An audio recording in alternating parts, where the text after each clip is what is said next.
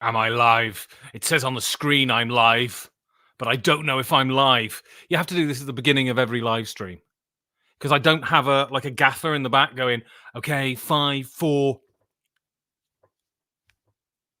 And even then, on like professional telly, some people will be going, am I live? Are we live? We're live. So I assume we're live. If anyone wants to write in, I've had a rather concerning message even before the stream went up from Ben Davey.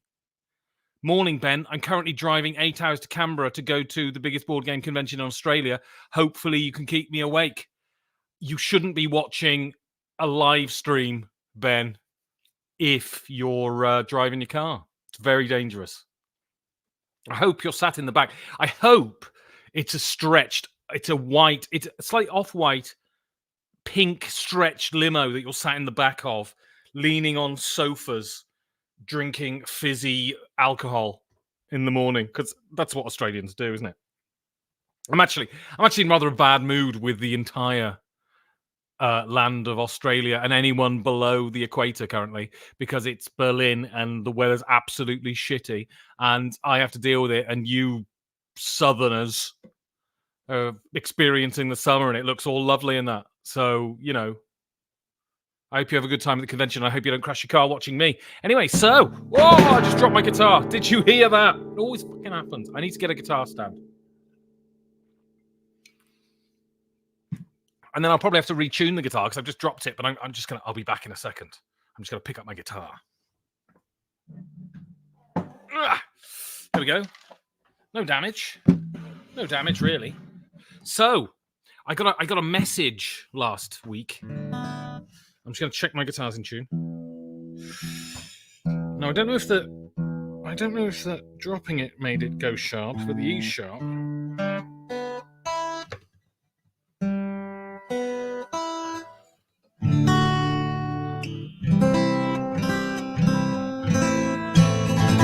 There we go. So I got a snotty message last week from someone saying they couldn't hear my guitar. And that's because it's an acoustic guitar, and I was hoping the microphone would pick it up. But the microphone didn't, clearly, because someone complained about it. So I've done something revolutionary this week.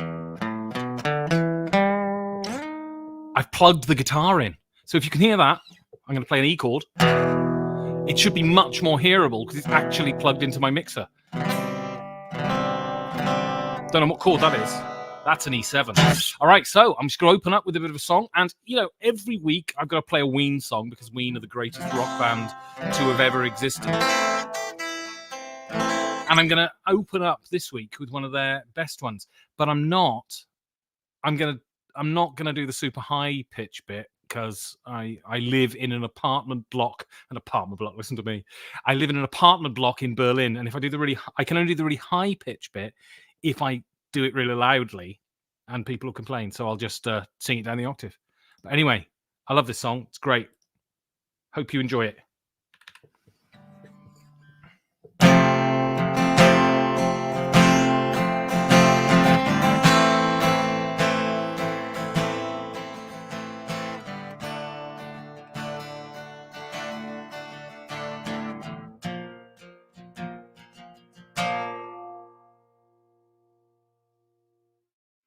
On a free ride home from the embassy,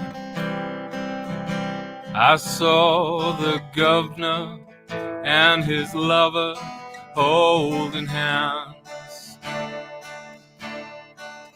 When I got to my place, I emptied my suitcase and opened the windows wide. If you could save yourself, you'd save us all. Is that what you called me for? Is that why you're knocking on my door?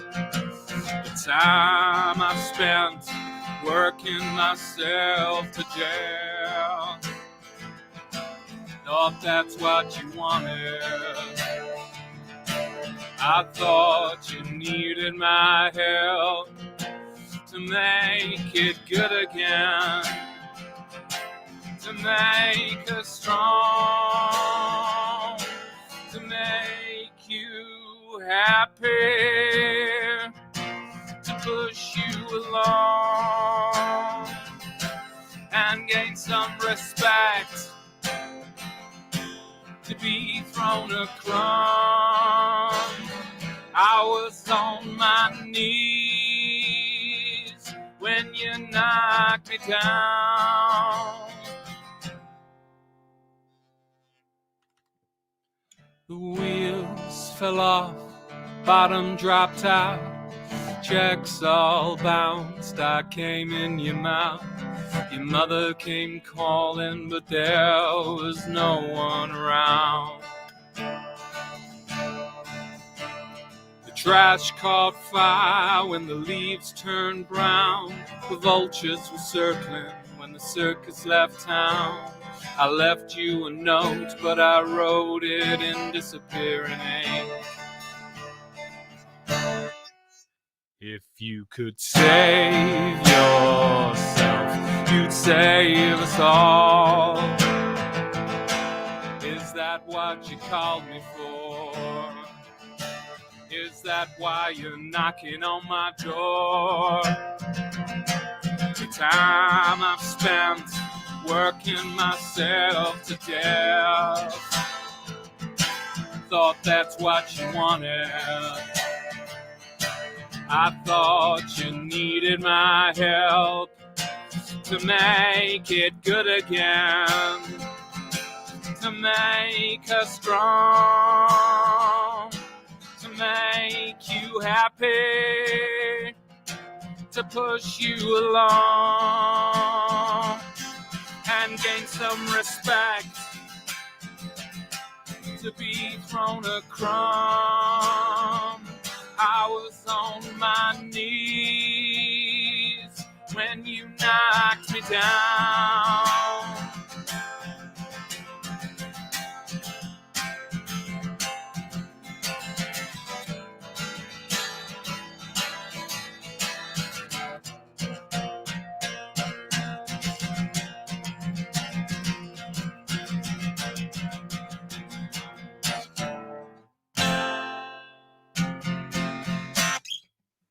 Oh, it's a great tune. It's a great tune. Ween, they're the greatest band. You should listen. Start with Chocolate and Cheese and then get on it. All right, so it's going to be slightly different structure this time because I went on the Discord, and you can join the Discord too by going to 5g4d.com, clicking on the pin post, joining the Discord, and I asked for some questions, a Q&A thing. So I'm going to answer some of those questions. I got a few. I'm going to answer a few. I'm just going to have a drink of water first. All right. So let's have a look. I need a guitar stand. Second time tonight I've dropped my bloody guitar. It's because it's got a cable plugged into it, you see. And so it's not as stable. Hang on. I'm just going to pick it up. I'm going to buy a guitar stand right after this stream goes down. All right. So first question is from famed board game designer Isaac Shalev, and he said, you recently played A Feast for Odin and also named Horseless Carriage your game of the year. Compare and contrast. So the first thing to say about both games is that they are both gigantic in scope, massively ambitious games that want to challenge the players. And I don't mean challenge them by incredible rules complexity. I mean, challenge them by the depth of the gameplay. I think they both have that aspiration. These are not small games. These are not light games. These are big experiences. What is fascinating, I think, is that the Splotter guys and Uwe Rosenberg are a very interesting contrast. Because I think Uwe Rosenberg, although he is absolutely spectacular, one of the best designers, maybe the best Euro designer out there, he is the sort of vanguard of conventional Eurogame design, When you think of conventional Eurogames, you think of him, you think of Stefan Feld, you maybe think of Matt Gertz, right? And the Splotter guys are completely outsider art. Their mechanisms feel completely original. It feels like they invent everything, and each game of theirs feels very different. And I guess in those ways they're very different too. Whereas Uwe Rosenberg is someone who iterates and iterates and iterates upon a single idea until he finds something else, and then iterates and iterates on that. You can see worker placement. He's done many worker placement games. You can see that with the Polyomino, so many Polyomino games. And A Feast for Odin feels like the culmination of a period of Uwe Rosenberg. It is his most epic worker placement game. It is the sort of blossoming of the polyomino fitting in thing. And he does that Uwe Rosenberg thing. People think his games are pleasant, but actually they're quite nasty.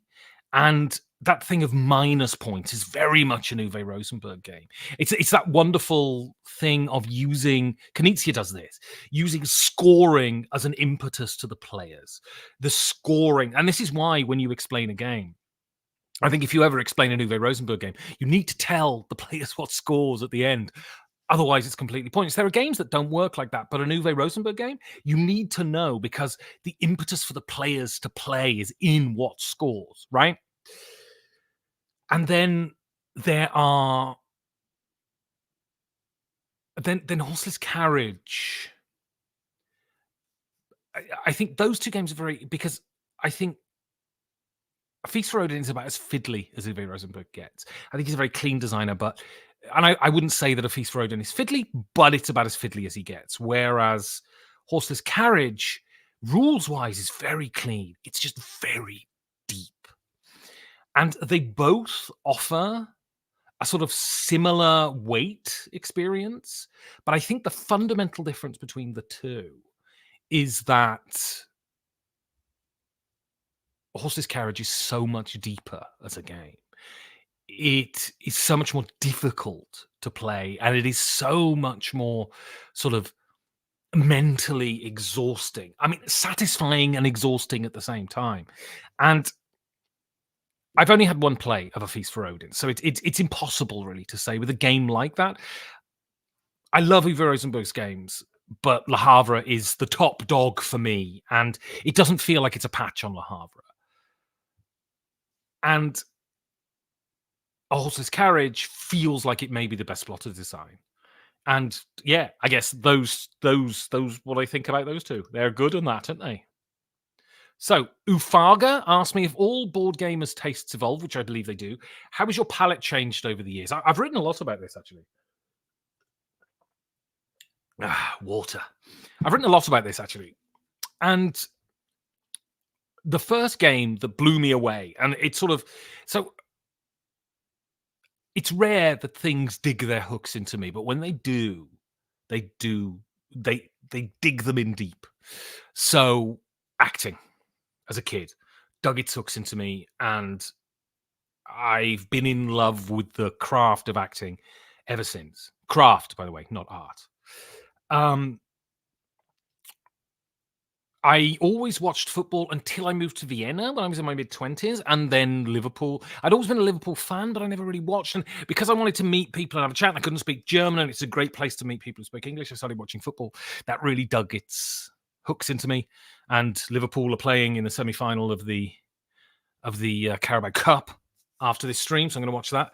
And games really dug their hooks into me with Pandemic. But I very quickly decided I wasn't into co-ops particularly. And I started off with the best games for actors, right? Which are social deduction games, Avalon and things like this. And I played those a lot. And, you know, we'd have nights where we'd just play Avalon 6 times in a night and then go home, you know. And I played a lot of those games and things like things like Libertalia and stuff, things that are quite attacky and quite nasty. And then I discovered, just through watching YouTubes and buying a couple of games, I discovered, and basically, I did then what I do now, which I look at the cover and if it looks cool. And so I bought Trajan, and Trajan was fascinating because I played it once and I was playing with these three computer programmers. And of course, they have systems brains, right? And I don't. And they thrashed me. They absolutely thrashed me. And I didn't play Trajan then for another sort of 4 years just because it scarred me so much. But I got into Euros and, against, very surprising that I would think that Euros would be my thing, but I really got into Euros. And then I went through a phase of being really into card games, little card games. And then I went through a phase of sort of eschewing Euros. And I think I'm kind of in a phase at the moment where I'm not sure Euro games are particularly good at the moment. So I'm playing them and they're fun and everything. And I think coming out of the pandemic, I'm more into playing games that take a lot of people, being in rooms with people. I love going to conventions. And especially Berlin in winter is particularly difficult. But I've really I am. I hate to say it. I think I'm an omni gamer. I like everything. I'll play everything. And, sometimes I play games and I think they're just terrible, and that's fine. And then I'll play things and a lot of people, they have little filler games and they say, okay, little filler games over here are, we don't really talk about them. We don't talk about them in the same breadth as the heavy games we play. And I think No Thanks is as good a design as Le Havre, for instance. I think Bonanza is as good a design as Le Havre. I think little games offer you an incredible distilled experience. And if you can get a proper good game, in 20 minutes, I mean, that's fantastic, right? And I just wanted to say, if anyone watching wants to ask me a question, I'll give those priority. Just pop them up in the comments, and they'll pop up here, and I'll answer those. Right, what's the next question? This is exciting.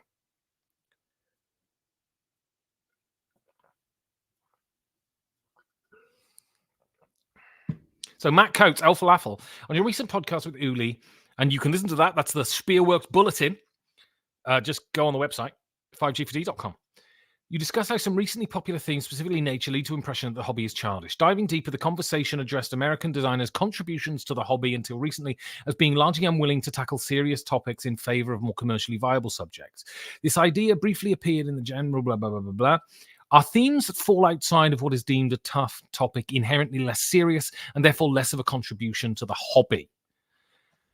Which is a great question, I think. Because I think games are board games, especially because board games really don't do narrative in the way that other forms of media do. Films, books, RPGs, I would say, video games, I would say, have much more conventional narrative structures. They share a lot more with each other about what a narrative is. Whereas I think games, why I think games that try and introduce a lot of text end up being a bit boring and falling flat is because games use mechanisms as a narrative structure. And what's fascinating is you can have very thematic games, but in many games, the theme is kind of inconsequential. And I think that games that choose not to deal with serious themes have as much of a contribution to the hobby because mechanically they can be absolutely fantastic. I keep talking about Le Havre, but Le Havre is about shipping stuff from a port in France. I'm not really interested in shipping from Le Havre, and I think most of the people who play it aren't. But at the same time, the game is a massive contribution to the game, to the game industry, sort of ludologically.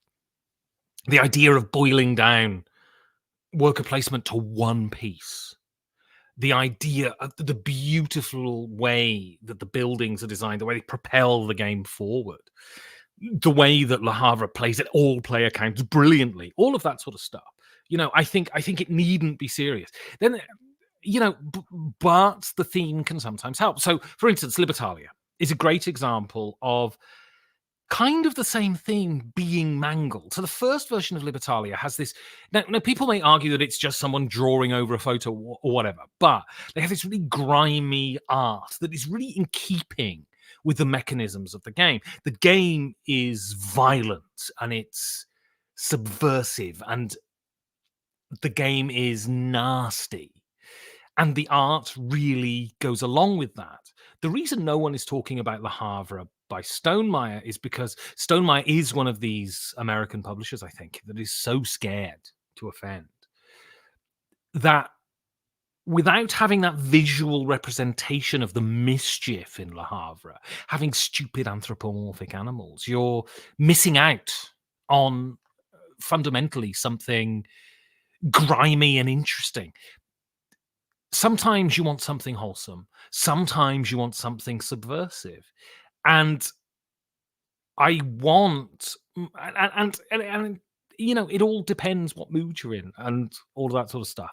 And so I think games that go for cat themes, it's conceivable that a game that is just based around a cat cafe or something could be an absolutely incredible contribution to the gaming industry because it's mechanically so brilliant.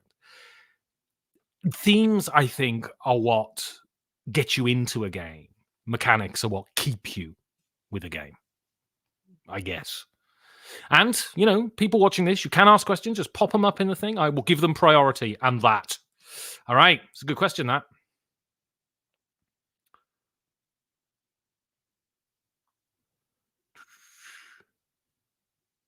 So, Alex Papaloukas? Alex Papaloukas? I don't know. Who's the second best two-player game designer? And it says, I feel I do not need to mention who is my number one, as I believe we agree on this. So I guess, is he referring to Uwe Rosenberg as the best two-player game designer? I mean, he's done some amazing two-player games. Second best, I have to say, probably currently, I don't play loads of two-player games because I tend to play in groups. But currently, Paolo Mori's pretty bloody good. I mean, Match of the Century. Match of the Century is just brilliant. And there's something about that game, right? It's very simple. So it's very Paolo Mori. It's very simple, yet it's very deep. But there's something about that game that when you're playing it, a sort of deliberative sense falls over the table. And although you're not playing chess, and that would not be attractive to me, although you're not playing chess, there is a quiet, deliberative sense that you're playing that. And, you know, he's designed Blitzkrieg as well, which is one of the best two-player games ever done. It's, you know, there are loads of great designers out there. I think David Thompson and Trevor Benjamin have designed some absolutely barnstorming two-player games as well. And there's loads of great ones out there. And I think the biggest contribution to two-player games probably is not a designer, but a publisher, and they stopped doing it, and they should redo it again, because now the market is bigger, and now is the time, is the Cosmos two-player line. I've been playing a few of those recently, and I played Rosenkönig the other day, which is a Dirk Henn two-player design, and it's from that classic Cosmos line of the late 90s, early 2000s in the little square boxes. And my God, it's great, super simple. It's super simple, but it has a little twist. You play and you score in groups of counters, but then it has a little twist in the rules where you're able 4 times in the game to flip, because the counters have your thing on one side and your opponent's on the other. You're allowed to flip. So it's all about placing strategically until you play that card and flip that token, and it destroys their whole group. It's absolutely brilliant. And those Cosmos two-player games, every one I've played have been absolutely fantastic. And they should reprint them all, and then they should start doing more. That's what I say.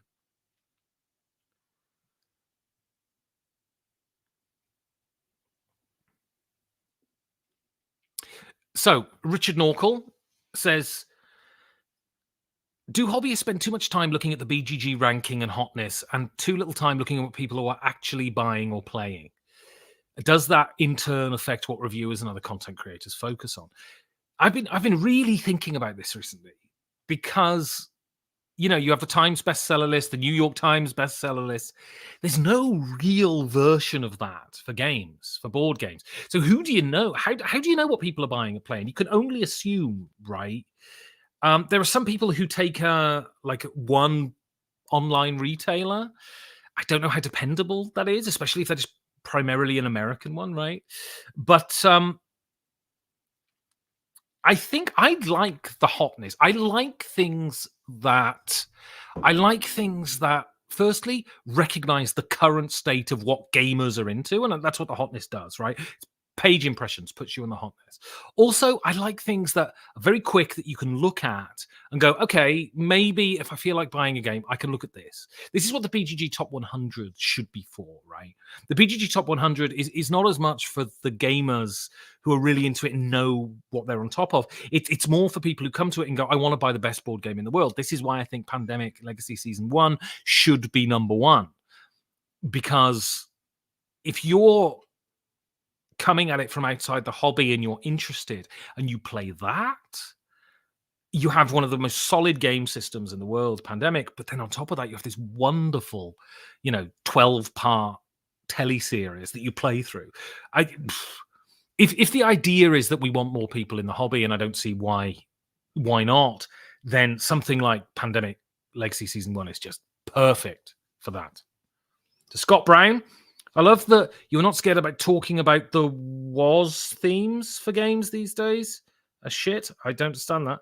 I'm done with all the Leaf, Animal, and Safe games. I mean, of course, it's what you're interested in, and some people love it. I'm not particularly enamored by it, and people complain a lot about the trading in the Mediterranean games. If I see a grumpy man in a doublet on the box, that really fires me up. I love it. Yeah, as I said, if you want to ask questions, just pop them in the box and I will answer them. All right. Well, that looks like that's all the questions I got. So now I'm going to play a song. And I thought, not with the opening song, but I thought I'd have a bit of a punk session this week. And this is more of a country song, but it is on one of my favorite albums from my youth. Is an album, Jello Biafra, lead singer of Dead Kennedys, did many albums with other bands, and he did one with Mojo Nixon. What's it called now? Prairie Home Disaster, something like that. And it's a great sort of country punk album. And this is the best song on it. And it's absolutely fantastic. And it's very funny. And this isn't sung by Jello Biafra. It's sung by Mojo Nixon, who's got a better voice in my view. But it's a very good song.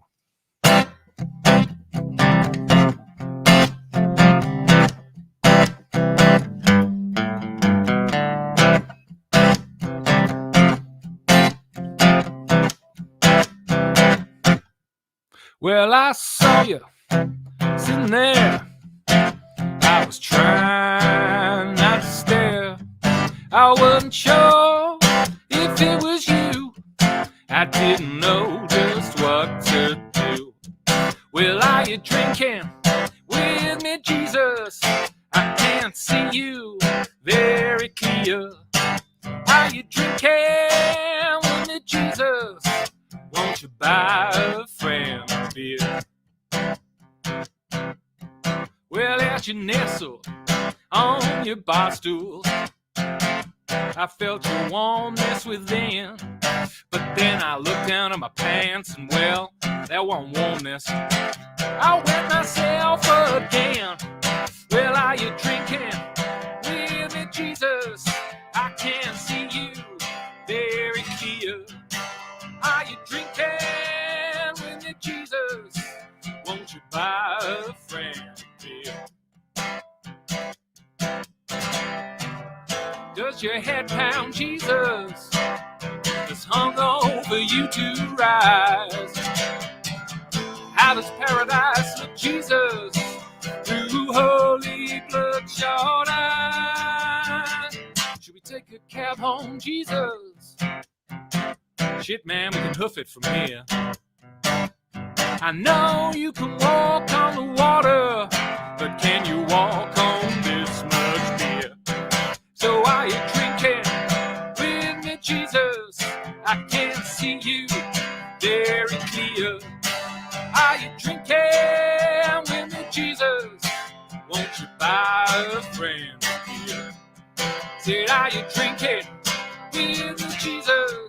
I can see you very clear. Are you drinking with me, Jesus? Won't you buy a friend here?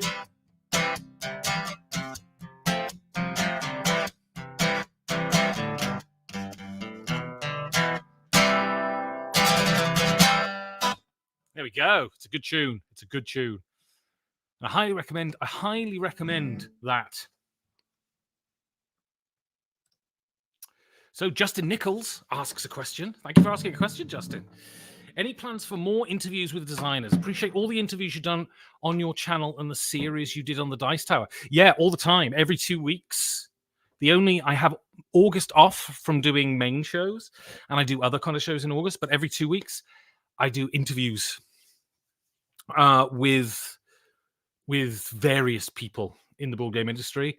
At the moment, I have, let's have a look. Which ones I've got in the hopper. I've only got a couple in the hopper. Trevor Benjamin, designer of the Undaunted series. Jonathan Kay, who's a journalist. And then I'm interviewing the head of Ion Games. Next week, this Friday, I'm interviewing Joel Toppen, who is a war game designer, solo war game designer. I'm interviewing next week. Very exciting. I've been trying to do this for years. I'm interviewing Alan Moon, designer of Ticket to Ride and all that gubbins. So, and I'm going to be a good boy. I'm not going to try and blag him for a invite to Gathering Friends. Because I can't afford it. I can't afford to go to Niagara Falls for a month. Anyway, so what I wanted to talk about this week is the Cthulhuification of games. I think it's such a fascinating thing. And preparing for this stream, I put a geek list of the games I've played, and looking through the geek list, there's a great geek, Board Game Geek. It's funny. There's a guy, a friend. I kind of know him. He's a board game reviewer, really nice guy, writes really good reviews. And if I ever tweet support Board Game Geek, it's great, he always responds saying they're bloody crooks and that. Lovely guy, but has a real blind spot for Board Game Geek. I think Board Game Geek is wonderful for someone like me who's creating stuff in the board game sphere. It's absolutely brilliant. Support Board Game Geek. I do every year. But there are pages and pages of Cthulhu games. Thank you, Justin. There are pages and pages of Cthulhu games, so many Cthulhu games, and it's fascinating that Cthulhu is the kind of obsession for board game themes. I wonder, I mean, there's sort of general trading in the Mediterranean, but I wonder sort of in IPs whether Cthulhu is the most popular. Yeah, exactly. Everyone uses BGG so much. It is the center of the hobby.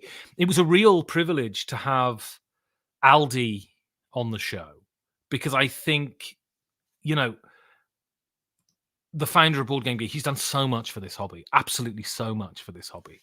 And he deserves to be really recognized as one of the people who is most instrumental. I think it's fascinating that you have the two kind of magisteria of board gaming, which is America and Germany. And I think I think the German style kind of predominates and is the most significant. But BGG is the board game website, the most important board game website. Everybody uses it. It is the central portal. Now, maybe I'm wrong. Maybe in Asia they have something else or whatever. But as far as I can see, Board Game Geek is the center of the board game world. And if I'd done that, I'd be very proud of myself. So yeah, this Cthulhu thing. And so I have 20 odd years More, my God, 30 years. I'm so old. But I have 30 years of sort of experience with Cthulhu. Matt, evening. Did your game finish early? Did you lose terribly? And so I'm going to go into my history with Cthulhu a bit, and then go through the games I played. So I remember I was living at a sort of, I guess, a squat is the best way to describe it, when I was in my teens. I'd rather a sort of misspent youth. And one night, one of the guys who was living at the squat said, "I've got this game called Call of Cthulhu. Do you want to play it?" And we said, "Oh, why not?" We were playing a lot of, and you can tell how old I am. We were playing a lot of Super NES at the time. And he said, "Yeah, all right." And we played, and he DM'd this game of Call of Cthulhu, and it fucking blew me away. It was just so exciting, so interesting, so sinister, so just, and then I got completely obsessed, right? I got completely obsessed with Call of Cthulhu the game, and then subsequently H.P. Lovecraft as a writer. And I've read a lot of Lovecraft, and the early stuff, frankly, is a little bit hard work. He warms up a bit later, but and so why is Call of Cthulhu so popular amongst gamers? And I discussed this. Ugh, working is dreadful. You think with all the AI that either two great things can happen. Either one, they do all of our work for us and we just reap the rewards, or the robot revolution comes and we're all put out of our misery working. It's unbelievable. And I was talking about this on a podcast. I think that Lovecraft and Tolkien share an awful lot. Kind of not thematically, not stylistically in the way they write, although stylistically in the way they write, you can argue that they both write in an archaic style that is, they're both hearkening back to something previously. I mean, H.P. Lovecraft is post Ernest Hemingway, right? And you wouldn't know it to read him. You would assume he was more sort of around the Gothic era of Poe or something. And I think he's clearly emulating Poe, hugely inspired by Poe. There's no question. Although I think, dare I say it, I think his stories are better than Poe's. I think they're structured better. I'm reading Edgar Allan Poe's stuff at the moment. While the ideas are fantastic, the stories are very short and nothing happens. And like the Telltale Heart is a wonderful idea. I don't think it's executed brilliantly, but they share this one central thing, which I think is so appealing to people of a gaming disposition, and it tells wonderful stories, is that it's that secret history of the earth. So Tolkien says all the Lord of the Rings happens on Earth, right? It's all on Earth, and we're living in the whatever age we're living in, like the 7th or 8th age now. And H.P. Lovecraft is the same, essentially, right? That there is this secret prehistory of the planet where you had the elder things ruling the planet, and then they were destroyed, and the old ones came along, and they're destroyed. And what's so great about Lovecraft as opposed to Tolkien? I love. Oh, I hit the spacebar accidentally. Then I love Tolkien. Don't get me wrong, but Tolkien is a very Christian writer, and so it's all about salvation. Whereas Lovecraft is a very atheistic writer, and he's the kind of atheist. He's a despairing atheist. I don't think atheism means that you need despair, and I don't think having a religious faith means that you're permanently happy, right? But what's so great about Lovecraft is the creatures in Lovecraft aren't strictly speaking malign. They're malign to humans, but they're not evil because evil doesn't exist, right? It's just things existing. What they are is indifferent to humanity. And that is truly horrific to us because not only individually, but as a species, we consider ourselves to be the fundamental driving force behind everything. We're an incredibly narcissistic species. This is what our brain has given us, right? And that's what the horror of Lovecraft comes from, is just that pure indifference. The universe is indifferent to us. We are standing, and if you look, so one of my favorites, A Shadow Out of Time, the guy goes mad because The Shadow Out of Time talks about the end of human civilization and then the next civilization, the next greatest beast to rule the planet after humanity, which, writers don't talk about, right? Because we can't conceive of the world without humans, right? And Lovecraft posits this, and the main character goes insane because of that. This central idea, and I think it's so deep and so fascinating that it just lends itself brilliantly to games. But I think board games, interestingly, aren't Lovecraftian. Board games have heroes and you can defeat the monsters. The beautiful thing about Lovecraft is you can never win. You can only stem the tide. Whereas in board games, you win. I think that's an interesting twist. Matthew Coates says, after spending years just playing Carcassonne, Ticket to Ride, and Agricola, Eldritch Horror was an eye-opening game for me. That games could evoke such a, dark thematic mood. Yeah. I mean, that's Lovecraft, right? It's wonderful. It's because we love, like it or not, we love the dark and the macabre. It's no coincidence that true crime podcasts make all the money, right? Because, like it or not, part of the thing about narrative is, and part of the thing about really interesting stories is they are out of our daily experience. And like it or not, people at the edges of society, whether they be dictators, serial killers, they absolutely engross us. They fascinate us. And I don't think you should be ashamed of that, to be honest. But anyway, so we're going to go through some of these games. That's the wrong one. No, that's the wrong one. There we go. Some of these games, what I've played. I'll just have a little talk about them.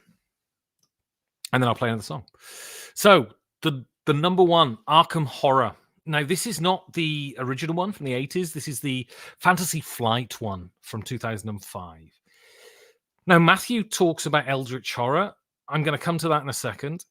But if I had to choose between the two, I would pick Arkham Horror every time. The reason being is that I love that Arkham Horror is confined to this one town. It feels more claustrophobic. I think the minute it's interesting, the Call of Cthulhu game, you have the role-playing game, you have these brilliant scenarios that are confined to one area and they're super scary. And then there's scenarios like, I think Mask of Nyarlathotep are like this, that they expand and they become globetrotting. And the minute they become globetrotting, the thing about horror is it's claustrophobic, right? And the minute they expand and go out, I'm not saying it's a bad thing, but they become much more like Indiana Jones than horror. It becomes much more adventure. Now, if that's your bag, that's fine. But I much prefer horror Lovecraft rather than adventure Lovecraft. So Eldritch Horror is a game I've played and I don't like it. I think it feels so much baggier than Arkham Horror to me. And I just think it takes too long. And I think you end up just doing the same thing over and over again. And it's not my bag. I think I've got nothing against long games. I just think they really need to not be repetitive to be good. This is why I finally had to tell myself that Colonists isn't very good, unfortunately. I really wanted it to be, but it isn't. Kingsport Festival. I've wanted to play this since it came out, and I got the chance to play it at Tony Bordel's wonderful Gathering of Chums last November. And you know what? It's a re-implement. It's a complete rip-off of Kingsburg, but I really enjoyed it. I thought it was absolutely great fun. I was so surprised at how much I enjoyed it. I'd recommend it. It's chaotic and it's nasty, and you might have all your points stolen off you, but it's really good. The daddy of Cthulhu games, I think the best one, the one that tells the greatest story, that is the most innovative, and that is just the most engrossing and has the potential to play the most is Arkham Horror, the card game. I think it is a real success. It is so wonderful. And the biggest tragedy about it is that I don't get to play it very often because I need a regular partner. And it's very difficult to find one person who's going to play it with you constantly. But it is so good. And the way the cards are used to give you a visual representation of where you are. It's brutal, it's hard, it's unrelenting. It's so good. The only problem with LCGs is that if you don't keep up with them, you just don't keep up with them. And I'm part of a Arkham Horror Facebook group. I have no bloody idea what they're talking about. Arkham Noir. I have played this once. I bought it and then I sold it, and I wish I hadn't because I really wasn't into solo games at the time, and I bought it because it was Cthulhu. I want to play another one of these. I sold it. I can't remember. Australia by the world's biggest edgelord, Martin Wallace, is brilliant. It's another solid Martin design. He truly is one of the greatest designers out there, and this is a really good one. And it's sort of a weird economic-y, fighty game, and it's really excellent. I played it once and loved it. Highly recommend it. Next one, I don't play enough Ameritrash games because I'm not in a group that particularly plays many Ameritrash games, but I loved Cthulhu Death Might Die. This was another. I assume he's talking about the Arkham Horror LCG, and I agree, Matt. It certainly is the best one. I played this again at Tony's convention, Gathering of Chums, and I loved it. It is big, dumb fun. And the thing is, the problem I have with some Ameritrash games is they're awfully fiddly, and there's a rule for this, and there's a rule for this, and there's a rule for this. This is really clean. It's a really clean design. It's super, super easy to grok. I love it. I absolutely loved it, and I wish I had it. And I don't, unfortunately. I might put it on my Secret Santa list next year. It's really good fun. It's really, really enjoyable. Elder Sign, really good. Short. I love the sort of Yahtzee mechanic. Always have. Is it thematic? I don't know, but it's a really, really good game. I really enjoy Elder Sign. Evil High Priest. I enjoyed this. I played this, and I enjoyed it. The problem I had with it is that the base game is kind of half a game, and you need the expansions, and the expansions are basically impossible to find. And so, yeah, that's a problem with it. It was fine, but apparently with the expansions is brilliant, but I can't get hold of them. The next one is a real shame because I really wanted to enjoy Fate of the Elder Gods. I really wanted to enjoy this one. I like Dice Hate Me, and it's Chris Kirkman from Dice Hate Me who was co-designed this, and I really wanted to love it, and I was really bored, and I sold it because I just was not interested in. The next one is one that I still own and that I should play more. Fram Rillier. It's one of those few. So every year at Essen, right? You look at the Japan brand and you think, oh, I'm going to buy these indie games from Japan. And honestly, most of them are shite. And occasionally you'll buy some that's great. I've got the one Vampire Radar, which is a 30-minute hidden movement game, which is pretty good.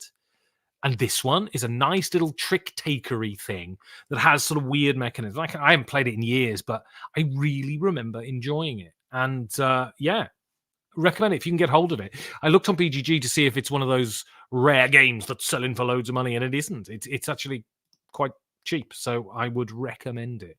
Played this, another one. I played at Tony's convention. Thought it was crap. I love Standard Love Letter. I think Standard Love Letter is such a pure, crystalline design. I don't think you need to mess with it. And you can stick all these different. If people watching this, if you played a different version of Love Letter that you think is fantastic, let me know because I'd definitely like to try it. But I wasn't so. It seemed a little fiddly for a game that is just so brilliantly designed that all the mechanisms bounce off each other in a perfect manner. They messed with it and they kind of ruined it, unfortunately. So I love Love Letter. It's in my top 100. I think it's a masterful design. Like that question earlier, which was, smaller games that don't deal with serious topics, can they be part of the art? And they can, because board gaming is a mechanical art form. And my God, Love Letter is just beautifully designed. Right, I'm going to play one song now. Going to continue with the punk theme because we're getting close to 9 o'clock, and then I've got to go watch the football. This is by the Misfits. They're a wonderful punk band with Glenn Danzig's chocolate baritone. And this is from their second album, which is their best album, which is Walk Among Us. And so what's great about the Misfits is they do sort of 50s B-movie punk songs. And this one is very much in that wheelhouse. And this is Astro Zombies. Excuse me. And I do a kind of slower version.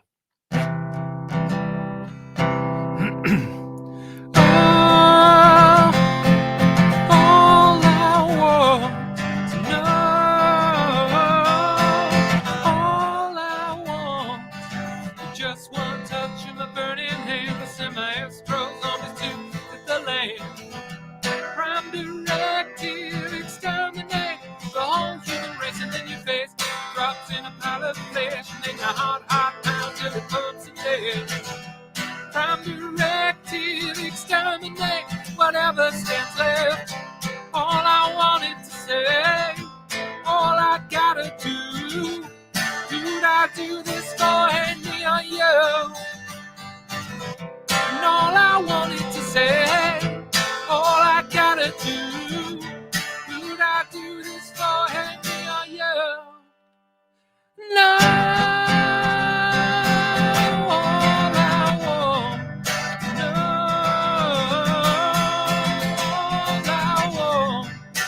Just one touch of my burning hand, gonna live my life to destroy your world. Prime directive, exterminate the whole fucking race in your face. Drops in a pile of flesh, and then your heart pounds till it comes in dead. Prime directive, exterminate the whole fucking place. Well, all I wanted to say, all I gotta do, dude, I do this for me or you. All I wanted to say, all I gotta do, dude, I do this for me or you. No, all I want, no, all I want to know, all I want, no, all I want. Always finish every song on A minor. That's the way to write a song. Yeah, great. Love the Misfits. So we'll just finish off this, and then I'm going to watch football. It's exciting, isn't it? So Mansions of Madness, I've only played the first edition. I loved it. And everyone says it's fiddly and terrible. I really liked it. But that, bear in mind, was when I first got into gaming. And I loved everything when I first got into gaming. Really want to play Mansions of Madness 2nd edition. And I once got it. Thank you very much. I once got it for my Secret Santa, but they bought me the German version. And while I can speak German, my game group mostly can't, and there's loads of text in it, so it would be completely pointless, so I sold it. Miskatonic University, the Restricted Collection, I talked about this in my Knizia stream, and it's one of those bang average Knizia games. I mean, good, but not great, not memorable, to be honest. And then the last one on the list, I've only played 15 Cthulhu games, which, for a normal person, they say, you played 15 board games. But, I should play more Cthulhu games. Cthulhu Wars, which is, as far as I can see, a complete copy of Chaos in the Old World. But that's not on here, and I should play it. It's supposed to be good. But A Study in Emerald holds, even though I don't own it and I've never owned it, it holds a soft spot in my heart, A Study in Emerald, because it was the first game Study in Emerald, first edition, is a masterpiece. Anyone who wants to be a game designer should play it. And why is that? What is it that's special about it that should appeal to anyone who wants to be a game designer, Matt? This was the first game I ever demoed at Essen. And I remember Richard Dewsbury taught me how to play it, and I decided not to buy it in the end, which is an eternal regret because I really wish I owned the first edition. And I remember being at the Tree Frog booth and seeing Martin behind the counter and going, "Oh, bloody hell, that's Martin Wallace. That's exciting, isn't it?" And it's one of those things, doing this sort of content creation, the best thing about it is I have become friends with some wonderful people and some people I really admire in the industry, people whose games I'd played. And then I met them and we're friends, like Tony Boudel, for instance, is a friend of mine, a great friend of mine. And I think he's one of the best game designers out there. And like I'm friends with Martin Wallace, and like I know a lot of people in the industry. I wouldn't say I'm friends with all of those people I know, but I would say I'm friends with Martin Wallace. And it's a real privilege to be friends with Martin Wallace. He's a good laugh, and also he's truly one of the best game designers out there. He's a real legend, and I wish I had a study in Emerald, but I think I'm getting a copy of Bloodstones in the next couple of weeks, and that's number one on the hotness at the moment, and everyone is saying it's absolutely fantastic. So I'm going to play my final song in a minute, and I think I'm going to go for Johnny Thunders because he wrote the best punk ballad.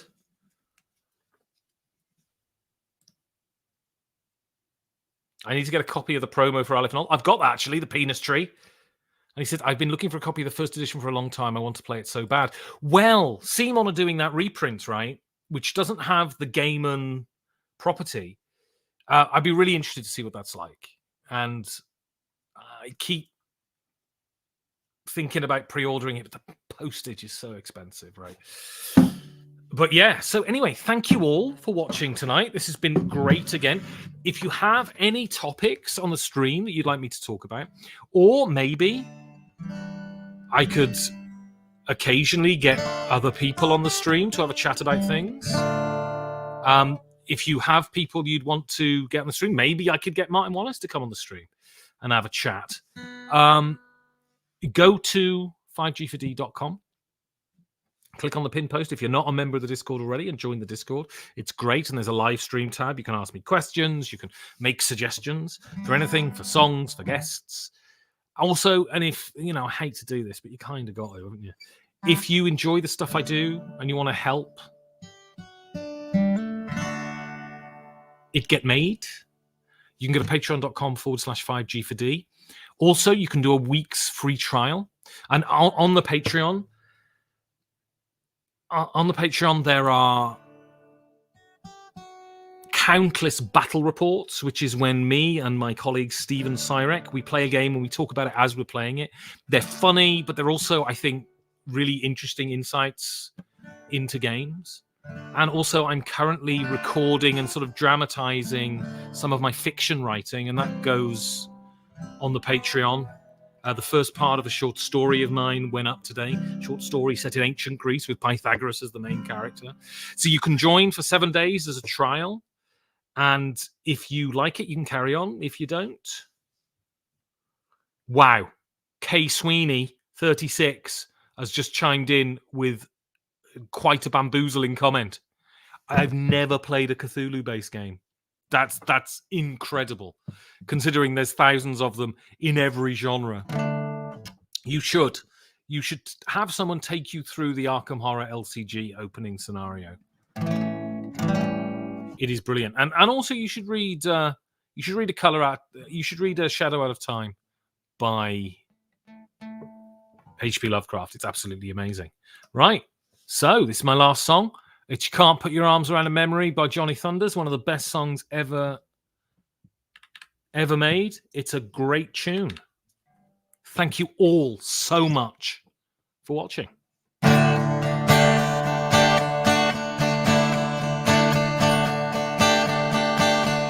doesn't pay to try. All the bad boys know why. It doesn't mean I didn't try. I just never know why. Feels so cold and all alone. Baby, you're not at home. And when I'm home, big deal, I'm still alone.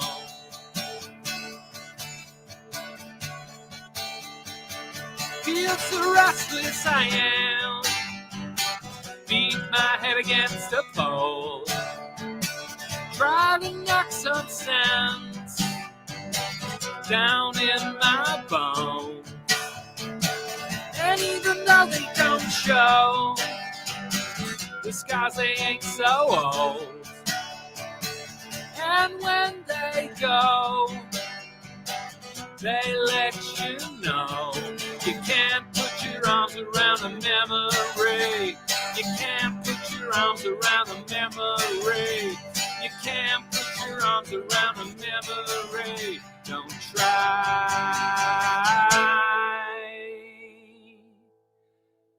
Don't try.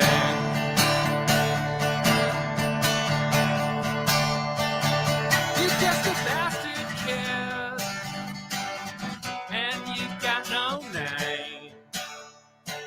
'Cause you're living with me. We're one and the same.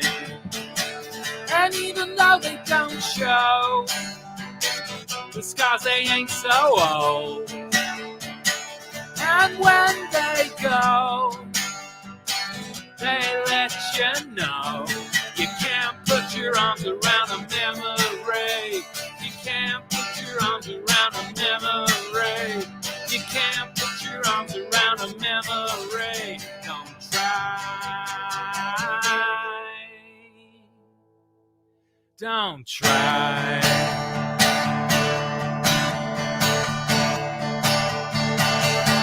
You can't put your arms around a memory. You can't put your arms around a memory. You can't put your arms around a memory. Don't try.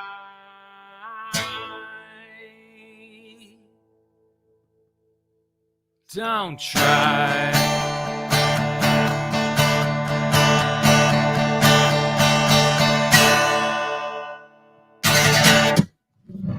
Woof. It's a tune. It's a tune.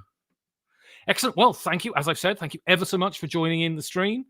And, you know, all of that stuff that I said before as well. And have a wonderful evening. Wish Liverpool Football Club well. And I shall see you next week. And if you've got a suggestion about what you want to see on this stream, just let me know. Keep it reals.